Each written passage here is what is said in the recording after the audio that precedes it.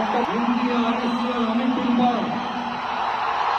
உண்மையான நம்பிக்கையும் பாராட்டையும் கொண்டிருப்பேன் என்றும் இந்திய நாட்டின் ஒப்பில்லாத முழு முதல் ஆட்சியையும் உரிமையையும் நிலைநிறுத்துவேன் என்றும்